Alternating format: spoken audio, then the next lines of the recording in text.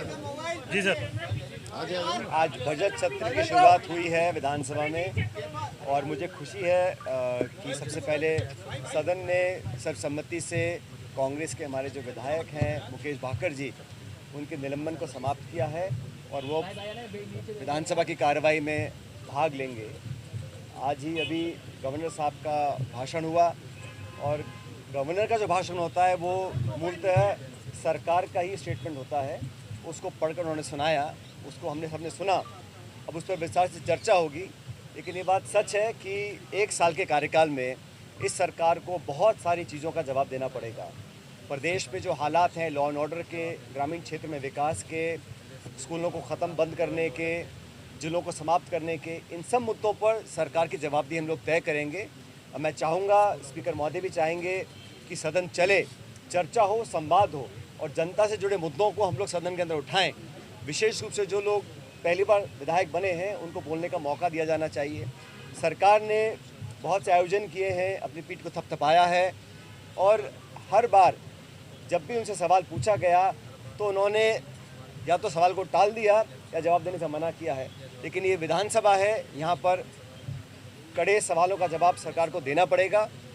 विशेष रूप से रोज़गार से संबंधित इश्यूज़ को सरकार ने 4 लाख रोज़गार देने का संकल्प लिया था, उसमें से कितना धरातल पर उतरा है ये सब जानते हैं। और पूरे प्रदेश में जिस प्रकार का विकास कांग्रेस के राज में हुआ था उसके पास तक का भी विकास सरकार नहीं कर पाई है, जबकि केंद्र सरकार का जो सहयोग मिलना चाहिए। अब कल केंद्र का बजट आएगा।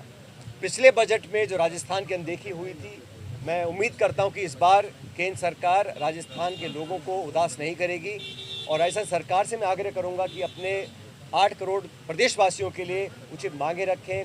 रेल का, पीने के पानी का, योजनाओं को नेशनल प्रोजेक्ट घोषित करने का, इन सब मांगों का दबाव राज्य सरकार को केंद्र सरकार पर डालना चाहिए। एक ही पार्टी की सरकार होने के बावजूद प्रदेश को राजस्थान की अनदेखी पिछले केंद्रीय बजट में हुई थी। मैं उम्मीद करता हूं कि कल ऐसा देखने को नहीं मिलेगा। जहां तक विधानसभा सत्र की बात है, ये बड़ा महत्वपूर्ण बजट का सत्र होता है। इसमें क्षेत्र पर अलग अलग जिलों से मांगें आती हैं, लेकिन आज जो माहौल बना हुआ है, जब सरकार बनने के बाद जिलों को समाप्त करने की प्रक्रिया चालू हुई, तब भी मैंने कहा था कि अगर आपको जिलों में कुछ संशोधन करना है तो एक व्यापक मापदंड बनाएं। उस मापदंड के तहत जनसंख्या हो, प्रशासनिक क्षेत्रफल हो, उसके आधार पर निर्णय लेंगे तो लोगों को स्वीकार होगा। लेकिन मनमाने तरीके से जिलों को समाप्त किया गया, संभागों को समाप्त किया गया, उसमें भी कहीं ना कहीं राजनीति दिखाई दी है और प्रदेश भर में अनेक जगहों पर इसका विरोध हो रहा है।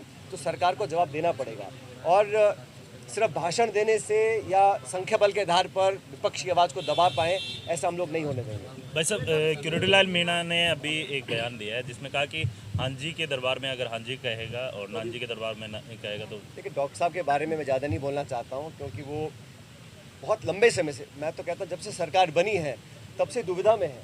सरकार ने पद दिया भी, लेकिन उनके ओहदे, उन्होंने जो मेहनत करी थी विपक्ष में रहते हुए उसके अनुरूप नहीं दिया। इस बात को सब जानते हैं, लेकिन फिर भी उनको बनाया और नहीं भी बनाया, इस्तीफा रिजेक्ट भी नहीं किया, एक्सेप्ट भी नहीं किया, मंत्रालय दिया भी और नहीं भी दिया। जो दिया है तोड़ फोड़ के दिया है, तो उनके साथ जो हो रहा है उनके बारे में उनसे पूछना बेहतर रहेगा।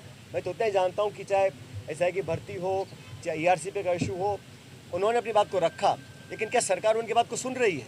हम लोग चाहते हैं कि निष्पक्षता से, अभी आज गवर्नर के साहब के भाषण में कहा गया इतने लोगों को हमने पकड़ा है जो पेपर लीक में इन्वॉल्व थे, वो बड़ी मछलियाँ कहाँ हैं भाई?